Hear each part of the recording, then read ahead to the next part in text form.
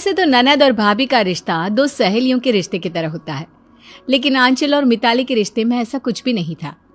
आंचल की अपनी ननद मिताली से 1 मिनट भी नहीं बनती। जब से आंचल शादी होकर घर में आई थी, तब से उसकी मिताली से किसी न किसी बात पर अनबन बनी रहती थी।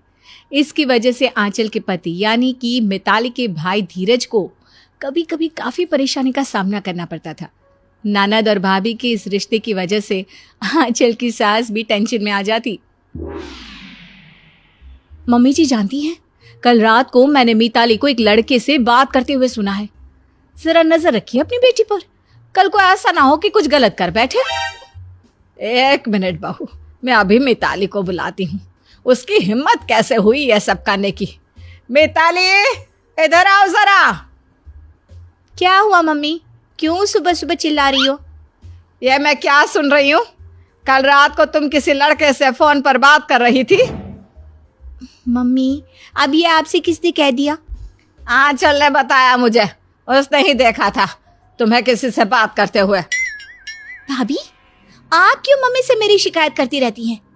और मम्मी, मैं किसी बॉयफ्रेंड से नहीं बल्कि अपने क्लास की एक लड़की से बात कर रही थी, वो भी इसलिए क्योंकि मुझे उससे नोट्स चाहिए थे। अच्छा ठीक है, जाओ यहाँ से। आंचल अपने कमरे में जाती है। धीरज, जरा अपनी बहन पर नजर रखिए। मम्मी जी को बताया था मैंने, किसी लड़के से छुप छुप कर बात करती है, लेकिन मम्मी जी ने तो उससे कुछ कहा ही नहीं। लेकिन तुम्हें यह सब कैसे पता? अरे फिर वही बात, मैंने खुद अपनी आंखों से देखा है, कानों से सुना है, इसलिए मुझे पता है। 1 मिनट, मैं अभी मिताली को बुलाता हूँ। मिताली, इधर आओ जरा। क्या हुआ भैया? अब भाभी ने आपसे भी मेरी शिकायत कर दी क्या? देखो मिताली, मुझे आंचल ने सब कुछ बता दिया। उसने तुम्हें किसी लड़के से फोन पर बातें करते सुना था और तुम कह रही हो कि तुम किसी सहेली से नोट्स लेने के लिए बात कर रही थी। हाँ भैया, मैं सच कह रही हूँ। इतनी रात को कौन सी पढ़ाई होती है? आंचल बता रही थी कि रात के 12 बजे बात कर रही थी तुम। अच्छा ठीक है भैया, अब आगे से ऐसा कुछ नहीं होगा। कुछ दिनों के बाद, मिताली बेटा, तुम शॉपिंग करने गई थी ना, जरा दिखाओ तो क्या लेकर आई हो। हाँ मिताली, जरा हमें भी तो पता चले कि किस तरह की ड्रेस खरीदती हो तुम। ये देखिए मम्मी, कॉलेज जाने के लिए कुछ कपड़े खरीदे थे मैंने। मम्मी जी देखो तो जरा, सारी टॉप स्लीवलेस है। और ये क्या मिताली, सलवार कुर्ता भी तो पहनना होता है, तुम तो सारे के सारे वेस्टर्न आउटफिट ले आई हो। हाँ मिताली, तुम्हें थोड़ा कपड़ों का ध्यान रखना चाहिए ना। लेकिन भैया, आजकल सब ऐसे ही कपड़े पहनते हैं। देखा आपने, कुछ समझाने जाओ तो बस ऐसे ही जवाब देती है। अरे सब पहनते हैं तो पहनने दो, हमारे घर में थोड़ी ना ऐसे कपड़े चलते हैं। वैसे मिताली बेटा, तुम्हारी भाभी ठीक कहती है, तुम्हें थोड़े ढंग के कपड़े खरीद कर लाने चाहिए थे। मम्मी भैया, आप दोनों हर बात में मुझे टोकना छोड़ दीजिए। और भाभी, आपको मुझसे क्या प्रॉब्लम है? देखा धीरज, आपके सामने ही कैसे डांट रही है मुझे। मिताली, आंचल तुम्हारी भाभी है, तुम्हारे भले के लिए ये कह रही है। बात बात पर तुम अपनी भाभी से झगड़ा करना छोड़ दो। कुछ दिनों से देख रहा हूं मैं, तुम्हारी बदतमीजी बढ़ती जा रही है। अगले दिन, मम्मी, मैं अपने कमरे में जा रही हूँ, 2 दिन बाद मेरे एग्जाम शुरू होने वाले हैं, मुझे पढ़ाई करनी है। अच्छा ठीक है बेटा, जाकर पढ़ाई करो। मम्मी, वो मामा जी ने कहा था कि आज शाम को वो घर आने वाले हैं, आप आंचल से कह देना कि खाने में कुछ अच्छा बना ले। ठीक है बेटा, तुम ऑफिस जाओ, मैं आंचल को बता दूंगी। आंचल बेटा, तुम्हारे मामा जी आज शाम को घर आने वाले हैं, तो खाने में कुछ अच्छा सा बना लो, वैसे भी वो डिनर करके वापस चले जाएंगे। मम्मी जी, मिताली कहाँ है? अगर वो मेरी थोड़ी हेल्प कर देती तो काम इजी हो जाता। वो क्या है ना बेटा, मिताली के 2 दिन बाद एग्जाम शुरू होने वाले हैं, वो अपने कमरे में पढ़ाई कर रही है। आज का खाना तुम बना लो। मम्मी जी, मैं भी चाहती हूँ कि मिताली पढ़ाई करे, लेकिन क्या है ना, आज मेरे पेट में बहुत दर्द हो रहा है, मुझसे काम नहीं हो पाएगा।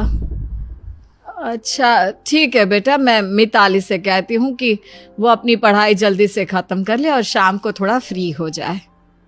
मिताली के कमरे में मिताली बेटा, जरा अपनी भाभी के कुकिंग में हेल्प कर दो ना। लेकिन मम्मी मेरे एग्जाम है ना, मुझे पढ़ाई करने दो। देखो बेटा, आज मिताली के पेट में बहुत दर्द हो रहा है, तुम जल्दी से अपनी पढ़ाई से फ्री हो जाओ और फिर किचन में जाकर उसकी हेल्प कर दो। शाम के बाद, मिताली ये खीर, पनीर की सब्जी और पुलाव तुम बना दो। तो फिर आप क्या करेंगी भाभी? अरे मैं कुछ भी करूं उससे तुम्हें क्या मतलब? जाकर चुपचाप खाना बनाओ। अब जानती थी ना 2 दिन बाद मेरे एग्जाम है, आपने जानबूझकर पेट में दर्द का बहाना किया है ना।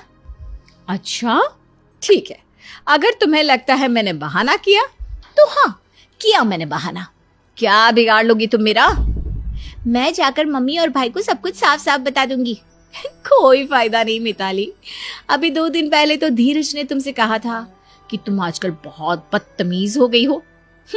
अब जाकर चुपचाप खाना बनाओ।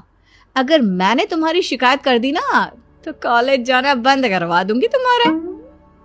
ये आप अच्छा नहीं कर रही भाभी, देख लूंगी मैं आपको। अरे ठीक है ठीक है, ये तो वक्त ही बताएगा कौन किसको देखेगा। अभी चुपचाप किचन में जाकर काम करो और मैं आराम करती हूँ।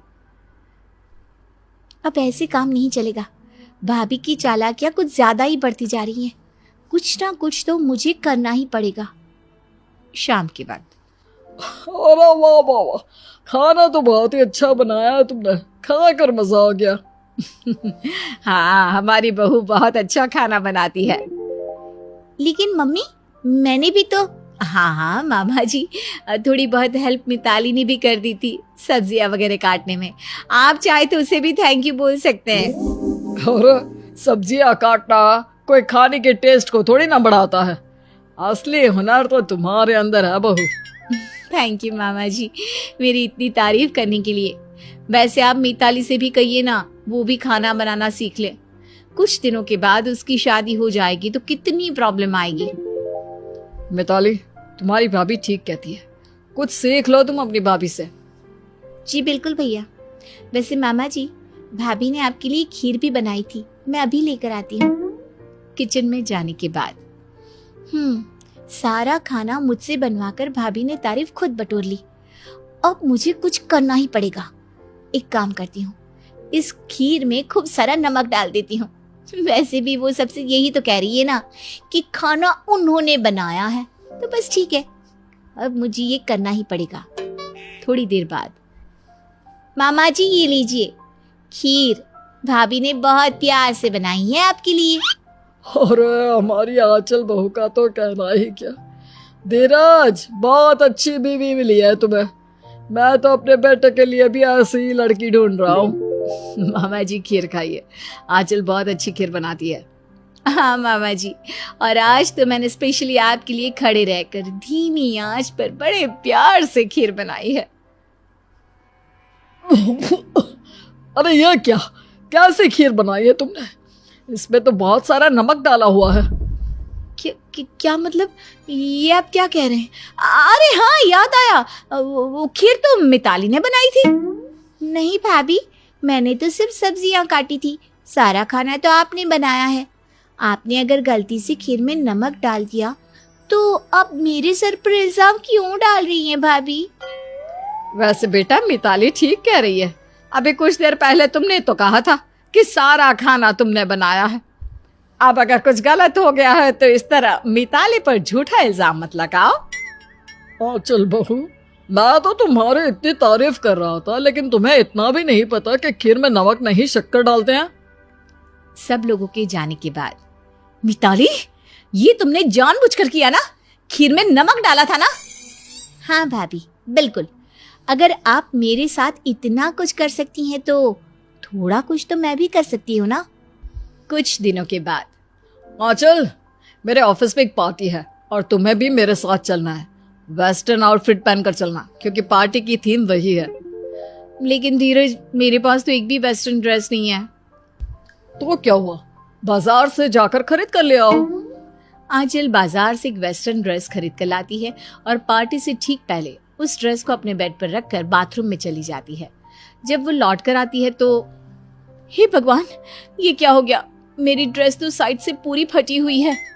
लेकिन आंचल, ये अचानक कैसे हो सकता है? तुमने खरीदते वक्त ठीक से चेक नहीं किया था क्या? हाँ, शायद मुझसे गलती हो गई। मुझे ड्रेस इतना सुंदर लगा कि जल्दबाजी में मैं इसे खरीद कर ले आई। तुम्हें थोड़ा तो ध्यान रखना चाहिए था आंचल। अब तुम पार्टी में कैसे चलोगी? वही तो मैं सोच रही हूँ, अब क्या होगा। एक काम करो, तुम मिताली से उसका कोई ड्रेस मांग लो। मांग लेती, लेकिन मिताली की ड्रेस मुझे फिट नहीं आती। ठीक है, अब इसका तो कोई इलाज नहीं है। मैं अकेले ही पार्टी में चला जाता हूँ, क्योंकि वहां पर ड्रेस कोड के बिना जाना बहुत अजीब लगेगा। लेकिन मुझे भी आपके साथ चलना है धीरज। कोई बात नहीं भाभी, आप भैया के साथ अगली बार चले जाना। चलिए, अभी मैं आपको बढ़िया लौकी की सब्जी बनाकर खिलाती हूँ। आइए मेरे साथ किचन में। किचन के अंदर धीरज अकेले ही पार्टी में चले गए। मैं भी जाती तो कितना मजा आता। पनीर छोड़कर मुझे यहाँ लौकी की सब्जी खानी पड़ रही है। ऐसा होता है भाभी, कभी कभी। वैसे आप ना अपनी चीजों का ख्याल रखा करो। है? कहीं तुमने तो मेरी ड्रेस खराब नहीं की ना? अगर आपको ऐसा लगता है भाभी कि मैंने आपकी ड्रेस खराब की, तो ठीक है, मैंने आपकी ड्रेस खराब की। क्या कर लोगी आप? मैं जाकर मम्मी से तुम्हारी शिकायत कर दूंगी। क्या फायदा भाभी, आपकी पार्टी तो हाथ से गई ना। अब आप शिकायत भी कर देंगी तो ज्यादा से ज्यादा क्या होगा, मुझे डांट पड़ जाएगी बस।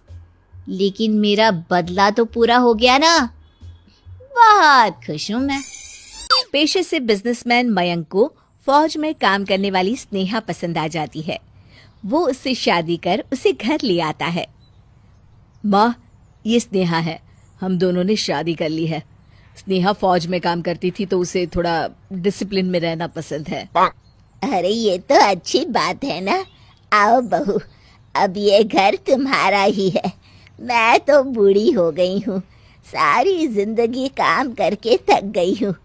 अब तो तुम ही संभालो इस घर को। ओह, रात के 8 बज गए। मेरा खाना खाने का वक्त हो गया है। चलो खाना खाया जाए। अरे इतनी जल्दी कौन खाना खाता है बहू? अभी तो मेरा सीरियल आने वाला है। अब वो क्या कहते हैं, सास भी कभी बहू थी। नहीं नहीं, कोई टीवी नहीं चलेगा। जब खाना खाने का वक्त हो तो सारा घर साथ में सिर्फ खाना खाएगा। और हाँ, खाना खाने के समय कोई किसी से कुछ भी बात नहीं करेगा। माँ मयंक की तरफ देखती है, तभी मयंक कहता है, अब अरे माँ, वो स्नेहा को ना थोड़ा अनुशासन में रहना अच्छा लगता है। वो फौज में थी तो। अरे हाँ, वो तो ठीक है, लेकिन शाम के 8 बजे रात का खाना मैंने कभी नहीं खाया। नहीं खाया तो अब खा लीजिए, क्योंकि वक्त से खाकर वक्त पर सोना और फिर सुबह ठीक 4 बजे उठकर कसरत भी तो करनी है सबको। माँ घबरा कर बोल पड़ती हैं। अरे नहीं नहीं, रात के 4 बजे? हे भगवान, क्यों मुझे जीते जी नर्क दिखा रहे हैं? ये कैसी बहू से पाला पड़ गया। अरे बहू, मुझे कौन सा फौज में शामिल होकर दुश्मनों को धूल चटानी है? नहीं नहीं माँ जी, देश के हर नागरिक को हमेशा तैयार रहना चाहिए, चौकन्ना और चौकस। मैं जा रही हूँ सोने। और हाँ, सुबह 4 बजे दोनों माँ बेटी मुझे कसरत के लिए तैयार मिलेंगे, ठीक है? स्नेहा के जाने के बाद। अरे बेटा, ये क्या कर लिया? ये किसे ले आया? अच्छी खासी जिंदगी को खराब कर दिया। नाश्ते के वक्त रात का खाना, सोने के वक्त कसरत। बेटा, मुझे तो तू हरिद्वार ही भेज दे। अब इस उम्र में कसरत करके मुझे क्या मिलेगा? हाँ माँ, सही कह रही हैं आप। अब क्या कर सकते हैं, चलो सो जाते हैं, सुबह जल्दी उठना भी तो है। स्नेहा सुबह सुबह जोर जोर से सीटी बजाकर सबको उठाने लगती है। स्नेहा सीटी बजाती हुए कहती है, उठो देश के सोते हुए नागरिक, हमें अपनी सुरक्षा का जिम्मा खुद उठाना है। आज से हमें तैयारी करनी है जंग की। अरे बहू, कहाँ जंग हो रही है? किससे जंग करनी है? खुद से माँ जी, खुद से। इंसान की सबसे बड़ी जंग खुद से होती है। अरे स्नेहा, मेरे पेट में दर्द है, मैं नहीं आ सकता। आज तुम माँ को ही ले जाओ ना साथ। कसरत में सभी दर्द का हल है। ऐसे ऐसे कसरत में तुम लोगों को करवाऊंगी कि सारे दर्द बेदर्द हो जाएंगे। तीनों ढेर सारा कसरत करके वापस आते हैं। थकी हुई सास जैसे ही सोफे पर बैठती है, स्नेहा उनके कान के पास जोर से सीटी बजा देती है। चलिए चलिए उठिए माँ जी, आपका करेले का जूस पीने का वक्त हो गया है। अरे जान ही ले लो मेरी, करेला तो मैं सब्जी में भी ना खाऊं, जूस तो दूर की बात। देख बहू, अब बहुत हो गया, जा जरा अदरक कूट कूट कर अच्छी सी चाय लेकर आ। चाय की पत्ती तो मैंने फेंक दी है माँ जी, इस घर में अब चाय कभी नहीं बनेगी। स्नेहा के मुख से ये बात सुन सास खड़ी हो जाती है। अरे बहू, ये क्या कर दिया, चाय की पत्ती ही फेंक दी। अब देख मैं क्या करती हूँ। स्नेहा कड़क आवाज में कहती है। क्या करेंगी आप, बोलिए क्या करेंगी आप। सासू माँ डर जाती है। बस बस बहू, ये करेले का जूस पी लूंगी। इतना कहकर वो सारा जूस गट गट कर पी जाती है। लेकिन स्नेहा का रोज का यही हाल हो गया। और बेचारी सास, उनका तो पूछो ही मत। बेचारी शाम को खाना खाती और आधी रात में दोबारा भूख लग जाती। रात में छुप छुपा कर किचन जाकर बचा खाना खाती। सुबह जल्दी उठती तो सारा दिन थकी हारी चलते फिरते कभी कहीं टकरा जाती तो कभी कहीं। क्या बात है माँ जी, आप में तो वो जोश मुझे दिखता ही नहीं जो एक देश के जागरूक नागरिक में दिखना चाहिए। अरे बहू बस कर, अब तो मैं तेरी बात एक ही शर्त में मानूंगी। कौन सी शर्त माँ जी, बोलिए, मेरे लिए कुछ भी असंभव नहीं है, मैं सब कर सकती हूँ। बहू, अब ना एक हफ्ते मैं तेरे कहे पर चलूंगी और एक हफ्ते तू मेरे कहने पर, समझी? नहीं माँ जी, मैं कुछ नहीं समझी। मतलब एक हफ्ते तेरी दिनचर्या मैं जीऊंगी और एक हफ्ते तू मेरे अनुसार रहेगी। दोनों सास बहू के बीच डील पक्की हो जाती है। अब स्नेहा की बारी आती है सास के अनुसार रहने की। स्नेहा सुबह 4 बजे सास के कमरे में जाती है। माँ जी, क्या करना है जल्दी बताइए। तब सास लेटे लेटे कहती हैं। हाँ बहू, तू बस एक काम कर, जूते उतार कर मेरे बगल में ही सो जा, क्योंकि मेरा दिन तो 8 बजे से शुरू होगा। स्नेहा सास के बगल में लेट जाती है। स्नेहा जब सोकर उठती है तो उसे काफी रिलैक्स फील होता है। वो खुश हो जाती है। अरे वाह, आज तो सर हल्का सा लग रहा है, जैसे किसी ने बरसों की नींद को पूरा कर दिया हो। नहा धोकर स्नेहा सुबह खाने के टेबल पर बैठे मयंक और सास के पास जाती है। अरे माँ, न करेले का जूस दिख रहा है और ना ही दलिया की कटोरी। बेटा, आज खाने में छोले भटूरे हैं और साथ में है ये छाछ, हाजमा ठीक रहेगा। स्नेहा मुंह बनाकर खाना शुरू करती है, लेकिन उसे ये खाना बहुत अच्छा लगता है। माँ जी, जरा एक भटूरा तो पकड़ाना, ये तो बड़ी ही स्वादिष्ट है। स्नेहा की बात सुनकर पास खड़े मयंक और उसकी माँ हंसने लगते हैं। तो देखा आपने, सास आखिर सास ही रहती हैं। अब स्नेहा देर तक आराम करती है और अब पूरा घर साथ खाता पीता सोता और टीवी भी देखता है। सरला के 3 बेटे थे। तीनों ही सरला का बड़ा ख्याल रखा करते। कुछ कमाते तो माँ को ला कर देते, कहीं भी जाते तो माँ को पूछ कर जाते। वो अपनी माँ को बहुत मानते, जिससे सरला बहुत खुश रहती। और वक्त के साथ साथ सरला एक एक करके अपने तीनों बेटों के लिए लड़कियां पसंद करके उनकी शादी करवा देती है। एक दिन सरला अपनी तीनों बहुओं से कहती है, तुम तीनों मेरी बहुएं नहीं बल्कि बेटियां हो। मैं बस ये चाहती हूँ कि तुम इस घर को जोड़कर और मिलजुल कर प्यार से रहो। सरला की जिंदगी फिर वैसी ही हो जाती है। उसके बेटे पहले की ही तरह पहले माँ को पूछते, फिर खाना खाते, बाहर जाते तो माँ का पैर छू कर जाते, माँ के हाथ में घर की सारी कमाई रख देते। और ये बात धीरे धीरे तीनों बहुओं को बुरी लगने लगी। एक दिन पहली बहू रसोई में दूसरी बहू से कहती है, बहन, हम सारा दिन घर का काम करते हैं और हमारे पति सारा पैसा माँ जी को दे देते हैं, ये तो गलत है। हाँ, कह तो तुम सच रही हो, लेकिन हम कर भी क्या सकते हैं? क्यों कुछ नहीं कर सकते? अगर हम तीनों मिल जाएं तो माँ जी के हाथ एक चवन्नी भी ना लगने दे। हाँ हाँ, हम सब आपके साथ हैं। अगली सुबह घर में नाश्ता नहीं बनता है। सरला के तीनों बेटे खाने के टेबल पर बैठकर नाश्ता लाने को कहते हैं।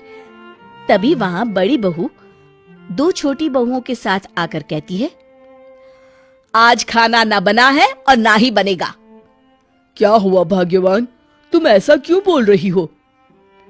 सही तो कह रही है भाई साहब दीदी, हम सारा दिन घर का काम करें और पैसा आप लोग माँ को दे दे। अच्छा, तो ये बात है, तुम लोगों की हर डिमांड पूरी होती है, फिर क्या करोगी पैसों का? हमें आज से अपने अपने पति की सारी कमाई चाहिए, तभी हम इस घर में रहेंगी, नहीं तो हम लोग अपने मायके जा रहे हैं।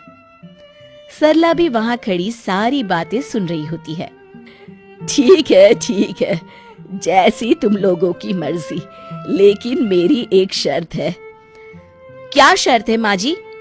शर्त ये है कि जैसा ये घर अब तक चल रहा था वैसा ही आगे भी चलेगा। पहले की तरह किसी को किसी चीज की कोई कमी नहीं होनी चाहिए। तीनों बहुएं खुशी खुशी एक दूसरे की तरफ देखते हुए एक साथ बोल पड़ती है, हाँ हाँ क्यों नहीं, हम बिल्कुल तैयार हैं, हमें मंजूर है। हाँ हाँ क्यों नहीं, हम बिल्कुल तैयार हैं, हमें मंजूर है। हाँ हाँ क्यों नहीं, हम बिल्कुल तैयार हैं, हमें मंजूर है। और सरला के कहने पर तीनों बेटे अपनी कमाई बीवियों को देने लगते हैं। तीनों बहुएं रसोई में जाकर एक दूसरे को खुशी से देखती है। अब बस जो पैसे बचेंगे ना, हम उन पैसों से ऐश करेंगे, गहने और ढेर सारी खरीदारी करेंगे। तीनों खुशी खुशी अपने कमरों में चली जाती हैं। दिन बीतने लगते हैं। अब तीनों ही बहुएं अपने अपने पैसों को बचाने की फिक्र में लग जाती है। दिन ब दिन घर में कभी कुछ खत्म होता तो कभी कुछ, लेकिन कोई भी पैसे खर्च करने को राजी न होता। तभी एक दिन खाने के टेबल पर सरला का बड़ा बेटा बार बार कटोरी में चम्मच डालता और निकाल देता। ये क्या कर रहे हो? दाल की कटोरी में क्या ढूंढ रहे हो जी? वो मैं दाल ढूंढ रहा हूँ। सारा परिवार हंसने लगता है। हाँ, ठीक है, वो दाल इतनी महंगी है कि क्या बताएं। बेटा, वो तो पहले से ही महंगी थी। मैंने कहा था ना कि घर में किसी को खाने पीने की कमी नहीं होनी चाहिए। अरे माँ, आपका जमाना कुछ और था, अब महंगाई आसमान छू रही है। अरे 2 ही महीने में जमाना बदल गया क्या भौजी? हाँ, बदल गया। अब हम झूठ थोड़े ही बोल रहे हैं। उसके हाथ में नए कंगन चमक रहे होते हैं। अरे भाभी, ये नया ली है क्या? आप तो बोल रही थी कि पैसा ही नहीं बचता बच्चों की फीस के लिए। अरे ये तो बस ऐसे ही। वाह वाह भौजी, दाल महंगी और हाथ में सोना। चुप, ऐसे बात करते हैं अपनी भाभी से? चलो जाओ, छोटी सी दाल का सोना बना दिया। क्या बोले? अरे मतलब छोटी सी बात का बतंगड़ बना दिया। अब तो ठीक है ना मेरी भाग्यवान? अगले दोपहर सरला की बहुएं, माँ, हम सिनेमा देखने जा रहे हैं, शाम को आते देर हो जाएगी, आप रसोई में जाकर खाना बना लेना। सरला बेचारी करती भी तो क्या, वो रात का खाना बनाने के लिए रसोई में तो जाती है, लेकिन तभी वो देखती है कि खाने के सामान में कुछ डब्बे खाली हैं, तो सब्जी के नाम पर बस कुछ आलू पड़े थे। सरला को जो मिला उसमें से वो खाना बना देती है। रात को खाने के टेबल पर, अरे इतना थोड़ा सा खाना? आज खाना माँ ने बनाया है। बड़े दिनों बाद माँ ने खाना बनाया है ना, तो हो सकता है कि माँ को अंदाजा ना मिला हो। सरला को बहू की बात सुनकर गुस्सा आ जाता है। बहू, रसोई में खाने का सामान खत्म था, इसलिए खाना कम बना। सरला इतना कहकर वहां से अपने कमरे में चली जाती है। अगले दिन सुबह घर के दरवाजे की घंटी बजती है। सरला का बेटा दरवाजा खोलता है। सामने कुछ लोग खड़े होते हैं। अब कौन है आप लोग और यहाँ क्यों आए हैं? हम लोग बिजली विभाग से आए हैं। आपके घर की बिजली आज कट जाएगी क्योंकि आप लोगों ने 2 महीने की बिजली का बिल नहीं भरा है। कौन है बेटा? माँ, बिजली वाले हैं जो घर की बिजली काट रहे हैं। ये लोग कह रहे हैं कि हम लोगों ने 2 महीने से बिजली का बिल नहीं भरा है। ऐसे कैसे हो सकता है बेटा? सरला तीनों बहुओं को बुलाती है। माँ जी, हम लोगों के पास अब तो पैसे बचे ही नहीं। खर्च ज्यादा हो जाने के कारण हम लोगों में से किसी ने बिजली का बिल नहीं भरा है। अब क्या होगा? क्या होगा?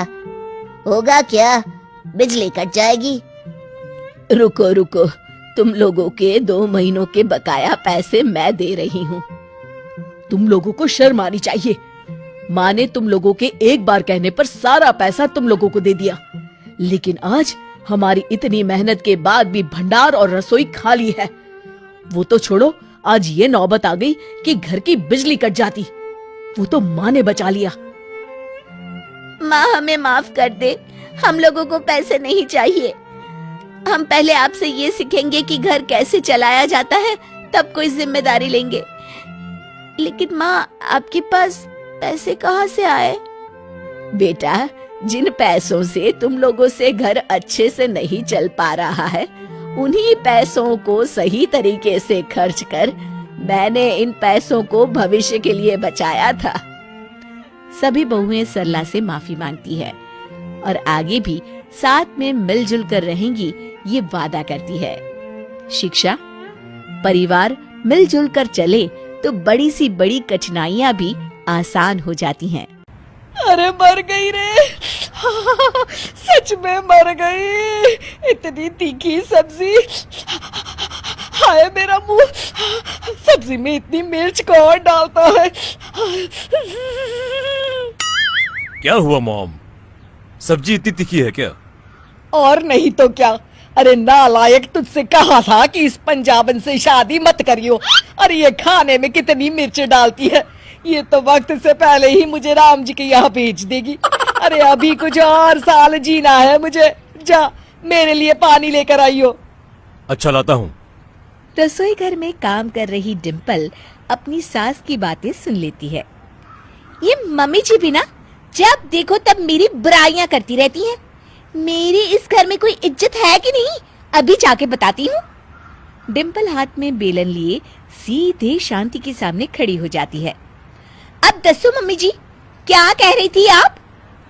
अरे रोनी, ये क्या है? ये तो बेलन लेके आ गई। अरे तू क्या समझती है? इस तरह तुझसे डर जाऊंगी क्या? तू पंजाबन है तो मैं भी दिल्ली की हूँ, दिल्ली की। किसी से नहीं डरती, समझी? क्या मम्मी जी, आप भी ना, खाना तो इसी तरह बनाया जाता है। और वैसे भी हम पंजाबी तो पूरी दुनिया में अपने खाने के लिए जानने जाते हैं। अरे इसका तो फिर से शुरू हो गया। अब इससे कौन बहस करे? इसकी अकल तो घुटने में है। मैं चली अपने कमरे में। ये सब देख आप लोग तो समझ ही गए होंगे कि शांति की अपनी पंजाबन बहू से बिल्कुल नहीं पटती थी। चलिए अब देखते हैं आगे। आज दोनों सास बहू के दर्शन हो गए, वरना मैं जब भी तुझे घर बुलाती थी शांति, तू तो हमेशा टाल देती थी। अरे ऐसी बात नहीं है, मालती तेरे घर आने का समय ही नहीं मिल पाता था। तभी मालती की बहू उन सब के लिए खाना लेकर आती है। चलो अब शर्माओ नहीं, खाना शुरू करो। सामने दाल चावल देख डिम्पल चिढ़ जाती है। मम्मी जी, हम लोग इतनी दूर से यहाँ दाल चावल खाने आए हैं क्या? अरे चुप करना। दोनों सास बहू को आपस में खुसुर फुसुर करते देख क्या हुआ? आप लोग खाना क्यों नहीं खा रही? अरे आंटी जी, हम आपके घर ये दाल खाने थोड़ी ना आए हैं। हमने तो अपने घर में चिकन मंगा रखा है। आपकी ये दाल कौन खाएगा? मुझे तो नहीं खाना। अरे रोनी, तुझे दुनिया में कोई और लड़की नहीं मिली थी क्या? अरे कैसी कम अकल बहू ले आया है तू। ये तो बीच समाज में नाक कटा देती है। जाने भी दो माँ, ये स्वभाव से ही मुंहफट है। अरे छोड़, जब अपना ही सिक्का खोटा है तो क्या कहना। अच्छा ला मालती, मुझे दाल दे, मैं खाऊंगी। मालती चिढ़ जाती है। अरे रहने दे शांति, अब दिखावे की कोई जरूरत नहीं है। तेरी बहू सही कहती है, ये दाल खाने की जरूरत नहीं है। जाओ जाओ, तुम लोग अपने घर जाकर चिकन खाओ, चिकन। शांति को कोई जवाब देते नहीं बन रहा था। फिर वो अपनी बहू और बेटे को लेकर वहां से चली जाती है। फिर क्या था, उस दिन के बाद से शांति अपनी बहू को कहीं बाहर ले जाने से पहले 100 बार सोचती थी। पता नहीं कब किसके सामने क्या कह दे। फिर एक दोपहर शांति टीवी देख रही होती है कि तभी गहने पॉलिश करने वाला एक आदमी घर के सामने आकर आवाज लगाता है। गहने पॉलिश करवा लो, गहने 5 मिनट में एकदम नए जैसे चमका लो। बोलो गहने पॉलिश वाला। अरे मैं कब से गहने पॉलिश करवाने का सोच रही थी। अच्छा हुआ ये पॉलिश वाला आ गया। अब उतनी दूर कौन सुनार की दुकान पर जाएगा। मैं अपने सारे गहने इसी से पॉलिश करवा लेती हूँ। शांति पॉलिश वाले को अपने घर बुला लेती है और अपने सारे गहने देते हुए कहती है, देख, सारे गहनों को अच्छे से चमकाइयो। अरे आप फिक्र मत करिए माँ जी, मैं इन्हें बिल्कुल नए बना दूंगा। फिर पॉलिश वाला एक एक करके सारे गहने चमका देता है। ये लीजिए माँ जी, हो गया। अब मुझे मेरे पैसे दे दीजिए, मैं चलता हूँ। ये ले। पॉलिश वाला जैसे ही वहाँ से जाने लगता है कि तभी डिम्पल बाजार से खरीदारी करके घर आ जाती है। देख डिम्पल, मैंने आज हम दोनों के गहने पॉलिश करवा लिए। देख तो कैसे चमक रहे हैं। डिम्पल जैसे ही पॉलिश वाले को देखती है, मम्मी जी, ये तो चोर है। अरे तू तो वही चंदू चोर है ना? क्या चोर? क्या कह रही है तू? नहीं नहीं दीदी, आपको कोई गलतफहमी हो रही है। अरे दीदी के बच्चे चुप कर। तू भोले भाले लोगों को ठगता है, मैनू अच्छी तरह पता है। मम्मी जी, ये एक बार चंडीगढ़ में चोरी करते हुए पकड़ा गया था। तू मेरी मम्मी जी को अकेली देख लूटने चला आया था। ठहर जा, अब भी तेरी तलाशी लेती हूँ, सब पता चल जाएगा। तलाशी लेने के बाद उस चोर की जेब से शांति के असली गहने निकलते हैं। ये देख शांति की आंखें फटी की फटी रह जाती है। फिर सब लोग मिलकर उस चोर को पुलिस के हवाले कर देते हैं। डिम्पल बेटा, तेरे इस बड़बोलेपन से मैं हमेशा परेशान रहती थी, लेकिन आज तो तूने मुझे बहुत बड़े नुकसान से बचा लिया। मुझे माफ कर दे बेटा। मम्मी जी, ये कैसी गल कर रही हैं आप? मेरे होते हुए किसी की हिम्मत है जो इस घर की तरफ आंख उठा के भी देख सके? बातें बहुत हो गई मम्मी जी, चलिए आज आपको ना शाही पनीर की सब्जी खिलाती हूँ मैं। अरे नहीं। नमस्ते आंटी जी। अरे तुम तो ममता की बहू हो ना। अंदर आओ, अंदर आओ। आंटी जी, मुझे थोड़ी चीनी मिल सकती है क्या? हाँ, ये कौन सी बड़ी बात है। अरे सुधा बहू, जरा रसोई घर से थोड़ी चीनी तो ले आ। तभी निर्मला देवी रूबिका की साड़ी और गहने बड़े गौर से देखती हैं। अरे वाह बहू, तुम्हारी साड़ी तो बहुत सुंदर है और गहनों का तो कहना ही क्या। मान गए तुम्हें, बहुत ही सलीके से रहती हो। मेरी नजर में तो बहू तुम्हारी जैसी ही होनी चाहिए। हाँ। तभी निर्मला देवी की बहू सुधा वहां आ जाती है। और एक ये है मेरी बहू, इसे तो कपड़े भी पहनने का। खैर जाने दो। अच्छा बेटा, तुम्हें और कुछ चाहिए? नहीं नहीं आंटी जी, फिलहाल तो चीनी से काम चल जाएगा, चलती हूँ मैं। ठीक है बेटी, आती रहना। हाँ हाँ हाँ, क्यों नहीं, हम दोनों पड़ोसी हैं आखिर। रूबिका की जाते ही, देखा बहू तूने, अच्छे घर की बहुओं का रहन सहन कैसा होता है, एकदम टीप टाप। और एक तू है। सुधा अपनी सास के स्वभाव से अच्छी तरह परिचित थी, इसलिए बिना कोई जवाब दिए घर के काम करने में लगी रहती है। फिर एक दिन, ये लीजिए आंटी जी, आज मैंने गर्मा गर्म समोसे और जलेबियां बनाई हैं, जरा चखिए तो सही और बताइए कैसे बने हैं।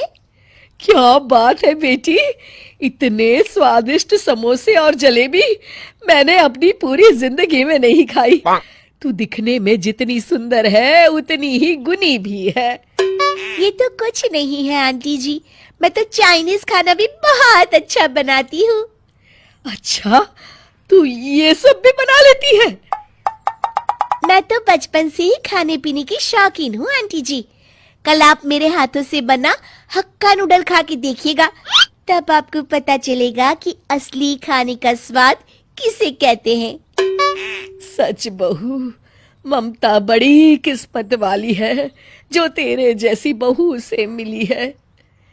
आपकी बहू सुधा वैसे दिखने में मेरे जितनी सुंदर ना सही, पर फिर भी ठीक ही है आंटी जी। वैसे घर के काम तो अच्छी तरह कर ही लेती होंगी ना? अरे घर के काम क्या खाक कर लेती है। अरे पता नहीं पिछले जन्म में कौन से पाप किए थे कि मुझे सुधा जैसी निकम्मी बहू मिली है। अरे इसे तो ठीक से रोटियां तक बेलना नहीं आता। अब क्या कर सकते हैं आंटी जी, भगवान सबकी बहुओं को मेरे जैसी सर्वगुण संपन्न भी तो नहीं बना सकता ना। अच्छा आंटी जी, चलती हूँ मैं, शाम को मुझे ब्यूटी पार्लर जाना है, आप भी चलिए ना मेरे साथ। मैं पार्लर इस उम्र में? अरे आंटी जी, अच्छा दिखने की कोई उम्र थोड़े ही ना होती है। आप ना शाम को तैयार रहिएगा। ठीक है बेटी। इस तरह निर्मला देवी रूबिका से इतना प्रभावित होती हैं कि हर वक्त लट्टू की तरह उसके पीछे पीछे घूमती रहती थी। देखते ही देखते निर्मला देवी रूबिका की पक्की फैन बन जाती है और हमेशा अपनी बहू सुधा को बात बात पे रूबिका की तरफ बनने की नसीहत देती रहती है। फिर एक रात, अरे नालायक, खाने में मसाला डालने में इतनी कंजूसी क्यों करती है? हमारे यहाँ मसाला क्या तेरे पिताजी के यहाँ से आता है जो तू सब्जी में इतना सोच सोच कर डालती है? जरा भी स्वाद नहीं है इस सब्जी में। अरे भाग्यवान, सब्जी तो ठीक बनी है, तुम बेकार में बहू के ऊपर भड़क रही हो। आप जरा ममता की बहू के हाथों की सब्जी खा कर देखना, तब बात करना, उंगलियां चाटते रह जाओगे। सच में रूबिका के सास ससुर बड़े किस्मत वाले हैं जो उन्हें रूबिका जैसी बहू मिली है। तभी अचानक रूबिका के घर से जोर जोर से चिल्लाने की आवाजें आती है। अरे ये इतने जोर जोर से कौन झगड़ रहा है? सब लोग बाहर निकलते हैं और देखते हैं कि रूबिका अपने सास ससुर को धक्के मार के घर से बाहर निकाल रही है।